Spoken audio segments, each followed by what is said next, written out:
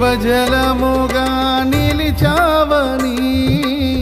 జలనిధిగా నాలో ఉన్నావని,